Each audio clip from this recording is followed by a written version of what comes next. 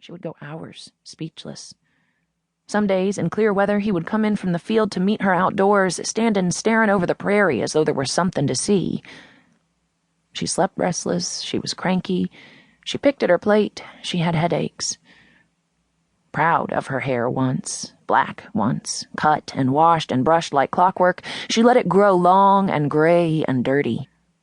The girl said some days she would sweep the house out 3 times, letting in the cold, but other days he would enter to find her hindside on a chair, throwing her eyes around. She fretted him. He studied her and was minded of warbles. A worm under her skin, inside her, was sucking out the strong, cheerful, loving wife she had been, and there was no coal oil for that.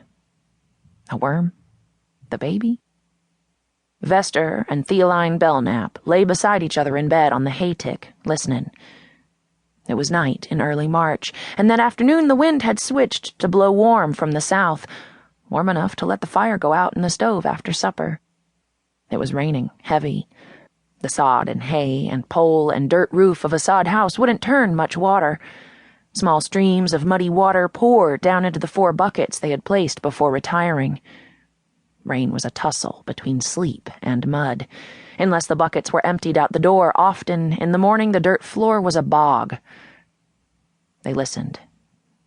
Far off, the coyotes yapped. Nearby, on the other side of the quilt, behind them, hung up to partition a third of the house for a back bedroom, one of the girls spoke in her sleep. There were 3 girls left at home after they had to send Loney away. Junia was 8, Aggie 6, and Vernell 4. The house was built of sod blocks 3 feet long and a foot wide, turned up out of virgin prairie sod by a breaking plow behind the oxen, and laid side by side to form a wall 3 feet thick. Measured on the inside, the house was 18 feet long and 15 wide. It had 1 wooden door on rope hinges that would not close tight, and 1 glass window, framed, through which they couldn't see because it was so wavery. Behind the quilt was the girls' bed, and before it was what they called the front room, where they all lived. At meals they sat around a sawhorse table, father and mother in the 2 chairs nearest the stove, 1 girl on a cracker box, and 2 girls on the side of their parents' bed. Line's other furnishings were few. She had 2 shelves pegged into the sod wall for cutlery, cooking utensils, and dishpan, and a small cloth-fronted cupboard for salt and saleratus and rye coffee and such. Finally, there was the trunk she had brought when they came out west 3 years ago, containing her valuables.